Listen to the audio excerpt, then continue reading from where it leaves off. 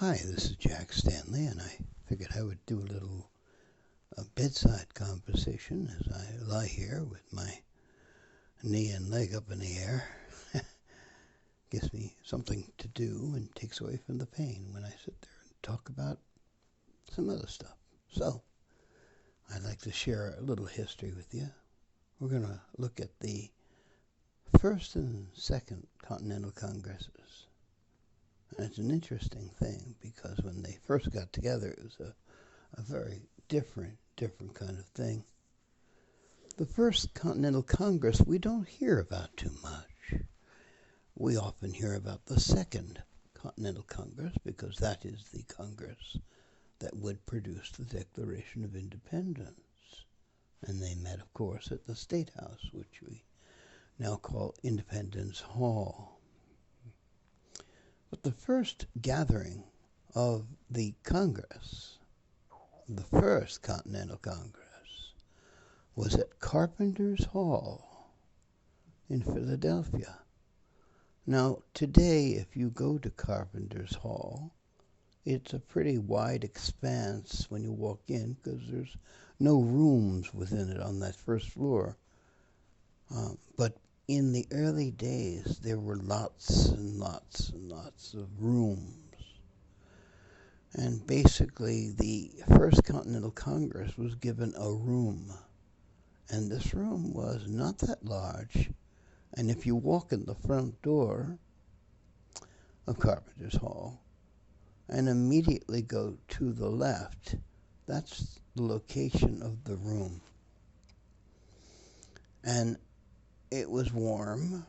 It was stuffy. There were 40, 50 guys in there. And they kept the windows shut and the shades down because they were talking about things that could get them in great trouble. And of course, the British were everywhere.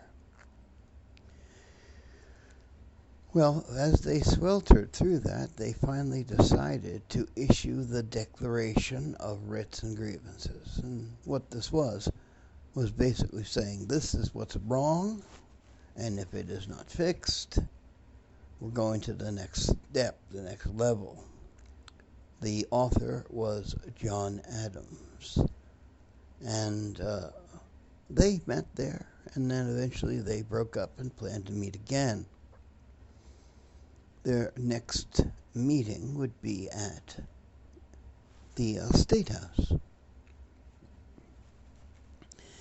And it was a larger area where they met. Still, the windows would be closed, and the shades would be drawn, and the doors would be locked.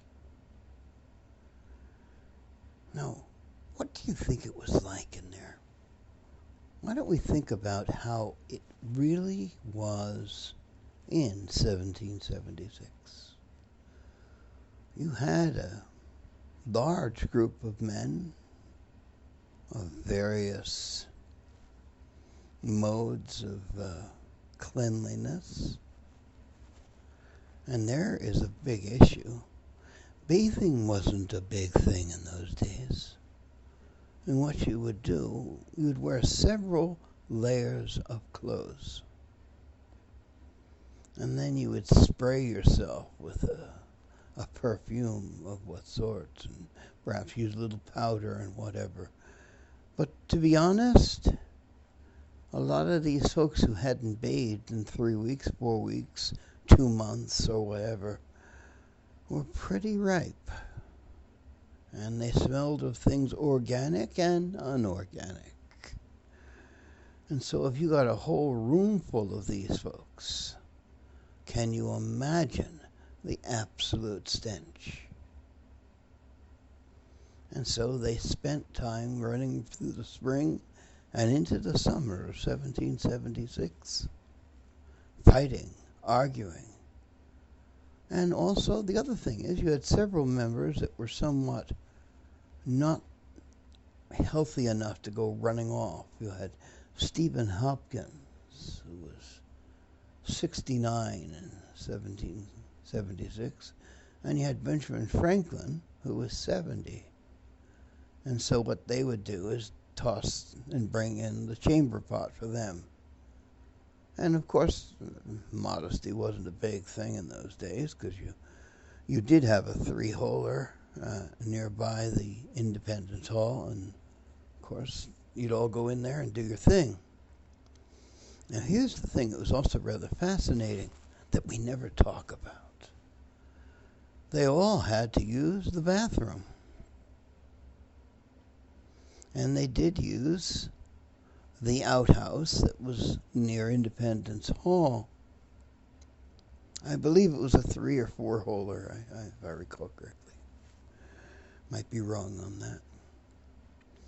But what you would do when you'd go in there is you'd have your holes, and there would be a big bucket filled with salt water, and in the salt water was what was called the communal brush.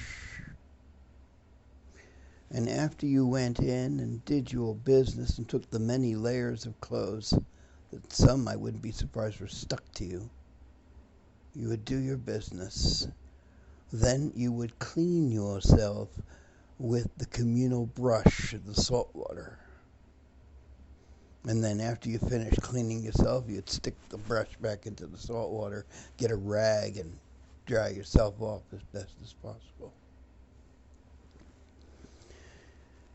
Just imagine us today trying to walk into one of those rooms in 1776. I'd be willing to state that we might pass out because it was a very, very different world. It was a different time. Bathing was not the important thing. In fact, Benjamin Franklin was laughed at because he believed in taking a bath once a week. There were people in that room in June and July of 1776 that had not taken a bath pretty much that whole year. So, as they argued and mixed their wonderful scents together, they finally came up with a plan for independence. And then they left. Independence, of course, was declared July 2nd, right during a massive thunderstorm. And John Adams gave a powerful, remarkable speech, perhaps one of the greatest speeches ever given. Because if you think about it, this speech swayed the group. And they voted after that thunderstorm in John Adams' fiery address. And independence was declared July 2nd, 1776. Of course, we worked very hard to change the date to July 4th. Adams was screaming about that constantly. It's the 2nd. But today, if you ask anyone in the street when was independence declared, of course, they'll state July 4th, 1776. As if they know. I've asked people about that, and they said, I have no idea. And I'm like going, wow, okay. But another thing that's kind of interesting here is the fact that we had a very, very fragrant gathering of individuals. They left, and the minute they left, the story started. You know, the whole image of signing the Declaration started, and we had this story of the old man running up with tears in his eyes and ringing the Liberty Bell. Well, no, that didn't happen, because they were doing this in somewhat secret. They were committing treason. By doing this, they were all going to hang. This was a life and death situation. And so the Declaration was printed and sent to all the colonies, or states as they would become eventually, read, and the fiery rhetoric of the Declaration inspired people. Jefferson's words were phenomenal. There are things about the Declaration that are pretty frightening. It stated that all men are created equal. And the revolution started. It's hard to understand this today, but a good quarter, if not more, of the soldiers in the American Revolution were African American, because they're fighting for their freedom. And of course, the war went on. Camp life was pretty awful. Dysentery was a frequent visitor. In fact, more people died. More people died in prison ships, or just disease, than on any battlefield of the American Revolution. The British in New York City had a whole series of prison ships in which they just basically allowed the prisoners to starve. It's not well talked about either that if you go to Brooklyn, New York, there's a monument that contains the bones of 12,000 prisoners who died on the prison ships.